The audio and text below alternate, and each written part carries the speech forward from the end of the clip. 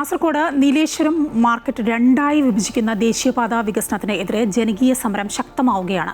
ദേശീയപാതയിൽ നെടുങ്കണ്ടം മുതൽ കരുവാച്ചേരി വരെ ആകാശപാത നിർമ്മിക്കണമെന്നാണ് നാടിന്റെ പ്രധാന ആവശ്യം. DPR മാറ്റിമറിച്ചതിലടക്കം പ്രതിഷേധിച്ചുകൊണ്ടുള്ള മാർക്കറ്റ് ജംഗ്ഷനിലെ ജനകീയ സമരം 1 മാസം പിന്നിട്ട് കഴിഞ്ഞു.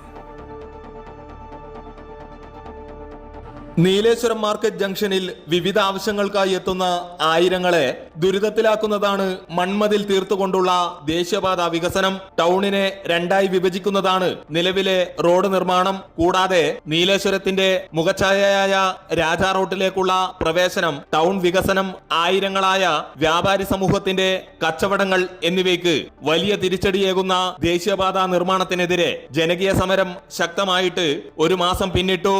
മൺമതിൽ പൊളിച്ച് ആകാശപാത നിർമ്മിക്കുക എന്നതാണ് നീലേശ്വരം ടൗണിൽ നിന്ന് ഉയരുന്ന മുദ്രാവാക്യം.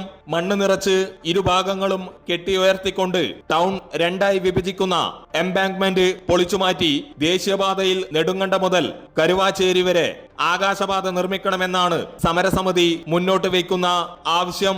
ജനങ്ങളെയും വ്യാപാര നീക്കങ്ങളെയും വലിയ രീതിയിൽ ദുരിതത്തിലാക്കുന്ന നിർമ്മാണത്തിനെതിരെ നഗരസഭാ അധികൃതർ നേരത്തെ കണ്ണടച്ചതോടെയാണ് ജനകീയ സമരം നീലേശ്വരത്ത് തുടങ്ങിയത്. DPR മാറ്റിമറിച്ചുകൊണ്ടുള്ള നിർമ്മാണമാണ് മാസങ്ങളായി ഇവിടെ നടക്കുന്നതെന്ന് സമരസമിതി ആരോപിച്ചു. സാധാരണക്കാരായ ജനങ്ങൾ ഒരു ഗതിയും ഇല്ലാത്ത ഒരു സമയത്താണ് ഈ സമരത്തിലേക്ക് ഇറങ്ങേണ്ടി വന്നത്. നമ്മൾ ഈ സമരം എന്ത് ആവശ്യത്തിനാണോ തുടങ്ങി വെച്ചിട്ടുള്ളത്, ആകാശപാത, അതായത് നീലേശ്വരം നെടുങ്കണ്ടം മുതൽ കരുവാച്ചേരി വരെയുള്ള മേഖലയിൽ ആദ്യത്തെ DPRൽ ആകാശപാതയായിരുന്നു. ആ ആകാശപാത തന്നെ വേണം എന്നാണ് ഞങ്ങളുടെ ആവശ്യം.